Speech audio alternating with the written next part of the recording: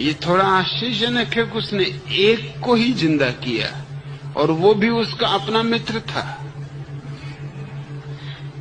Lazarus.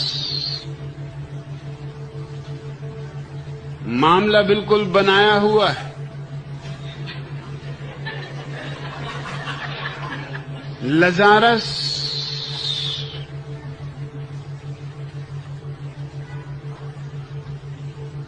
एक गुफा में लेटा हुआ है, और जीसस बाहर आके आवाज देते हैं, लजारस उठो। मृत्यु से बाहर जीवन में आ, और लजारस तत्काल गुफा के बाहर आ जाते। अब बहुत सी बातें विचारनी है।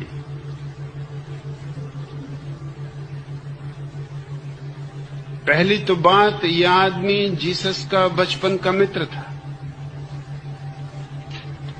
दूसरी बात, जो आदमी मर जाने के बाद वापस लौटा हो, उसके जीवन में कोई क्रांति घटनी चाहिए। लजारस के जीवन में कोई क्रांति नहीं घटी। इस घटना के अलावा लजारस के बाबत कहीं कोई उल्लेख नहीं। क्या तुम सोचते हो एक आदमी मर जाए, मृत्यु के पार के जगत को देखकर वापस लौटे और वैसा का ही वैसा बना रहे?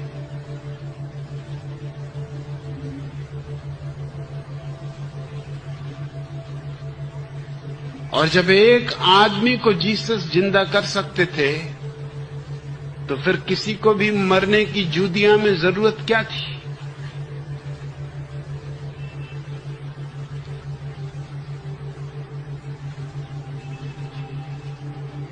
इस घटना को मैं इसलिए ले रहा हूं कि ठीक ऐसी ही घटना बुद्ध के जीवन में घटी।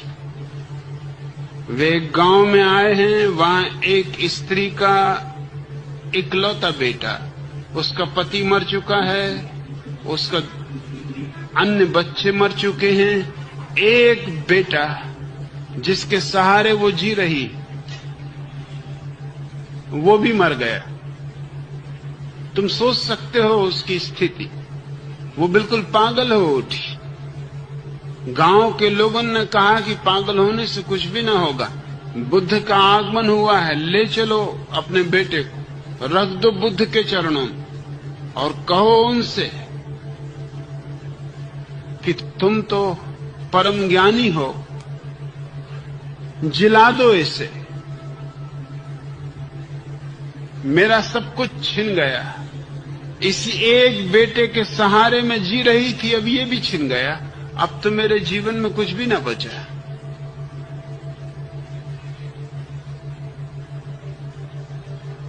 बुद्ध ने उस स्त्री से कहा, निश्चित ही तुम्हारे बेटे को मैं सांझ तक जिला दूंगा, लेकिन उसके पहले तुम्हें एक शर्त पूरी करनी पड़ेगी। तुम अपने गांव में जाओ और किसी घर से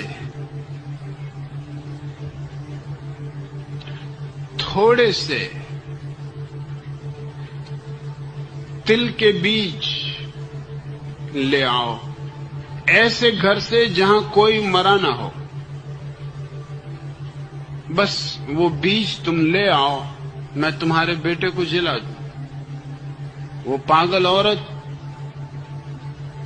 स्वभावतः पागल होने की स्थिति में थी, भागी, इस घर में गई, उस घर में गई। लोगों ने कहा, तुम कहते हो एक मुट्ठी बीज हम बैलगाड़ियां भर के तिल के ढेर लगा सकते, मगर हमारे बीज काम ना आएंगे। हमारे घर में तो न मालूम कितने लोगों की मृत्यु हो चुकी। सांझ होते होते वो सारा गांव उसे एक ही जवाब दिया कि हमारा बीज तुम जितना चाहो उतना ले लो, लेकिन ये बीज काम ना आएंगे। बुद्ध ने बड़ी उल्टी शर्त लगा दी। ऐसा कौन सा घर है जिसमें कोई मरा ना हो?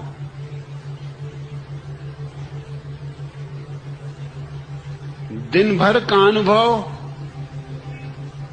उस स्त्री के जीवन में क्रांति बन गया। वो वापस आई, उसने बुद्ध के चरणों को छुआ और कहा कि भूलें, छोड़ें इस बात को कि लड़का मर गया। यहां जो भी आया है उसको मरना पड़ेगा। तुमने मुझे ठीक शिक्षा दे दी। अब मैं तुमसे ये चाहती हूं कि इसके पहले मैं मरूं, मैं जानना चाहती हूं वो कौन है मेरे भीतर जो जीवन है, मुझे दीक्षा दो।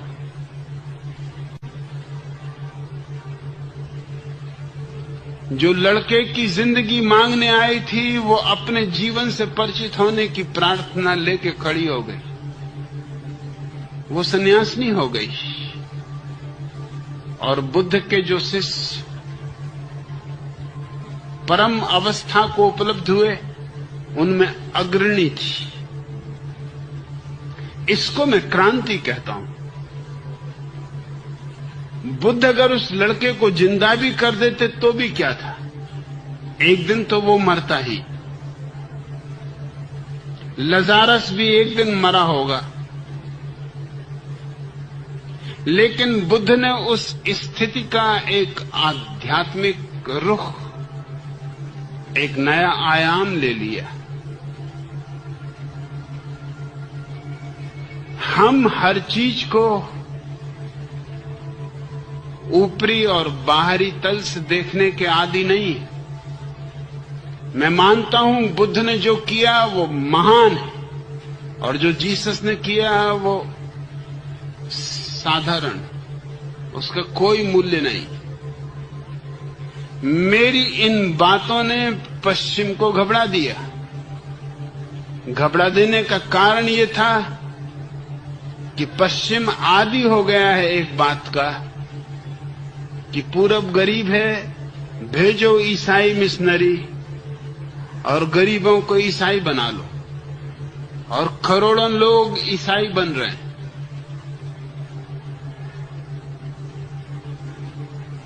लेकिन जो लोग ईसाई बन रहे हैं पूरब में, वो सब गरीब हैं, भिखारी हैं, अनाथ हैं, आदिवासी हैं, भूखे हैं, नंगे हैं।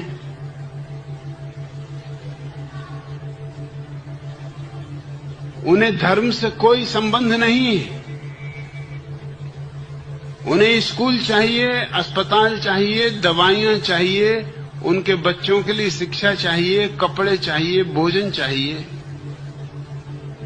ईसाईयत कपड़े और रोटी से उनका धर्म खरीद रही है। मुझे दुश्मन की तरह देखने का कारण ये था कि मैंने कोई पश्चिम के गरीब को या अनाथ को या भिखमंगे को, और वहां कोई भिखमंगों की कमी नहीं, सिर्फ अमेरिका में 30 मिलियन भिखारी हैं।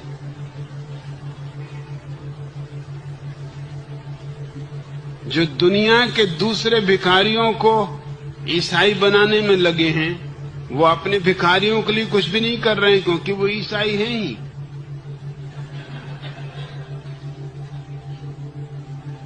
मैंने जिन लोगों को प्रभावित किया उनमें प्रोफेसर्स थे, लेखक थे, कवि थे, चित्रकार थे, मूर्तिकार थे, वैज्ञानिक थे, आर्किटेक्ट थे, प्रतिभा संपन्न लोग थे। और ये बात घबराहट की थी कि अगर देश के प्रतिभा संपन्न लोग मुझसे प्रभावित हो रहे हैं तो ये एक बड़े खतरे की सूचना है, क्योंकि यही लोग हैं जो रास्ता तय करते हैं दूसरे लोगों के लिए। इनको देखकर दूसरे लोग उन रास्तों पर चलते हैं। इनके पद चिन्ह दूसरों को भी इन्हीं रास्तों पर ले जाएंगे। और मैंने किसी को भी नहीं कहा कि तुम अपना धर्म छोड़ दो। मैंने किसी को भी नहीं कहा कि तुम कोई नया धर्म स्वीकार कर लो। मैंने तो सिर्फ इतना ही कहा कि तुम समझने की कोशिश करो क्या धर्म है और क्या अधर्म है। फिर तुम्हारी मर्जी, तुम बुद्धिमान हो और विचारशील हो। मेरा एक ही जुर्म है और एक ही अपराध है कि मैंने उन देशों में पहली बार ये जिज्ञासा पैदा की कि जिस पूरब के लोगों को हम ईसाई बनाने के लिए हजारों मिशनरियों को भेज रहे हैं, उस पूरब ने आकाश की बहुत ऊंचाइयां छुई। हम अभी जमीन पर भी घसीटने के योग्य नहीं। उन ऊंचाइयों के सामने उनकी बाइबल, उनके प्रोफेट, उनके मसीहा बहुत बचकाने, बहुत अदना, अप्रौढ़, अपरिपक्व सिद्ध होते। इससे एक घबराहट और एक बेचैनी पैदा हो गई। मेरी एक भी बात का जवाब पश्चिम में नहीं है।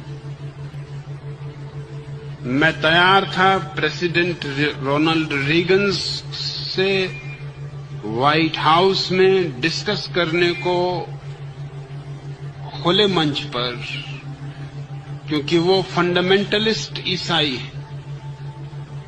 वो मानते हैं ईसाई धर्म ही एकमात्र धर्म है, बाकी सब धर्म सब थोथे।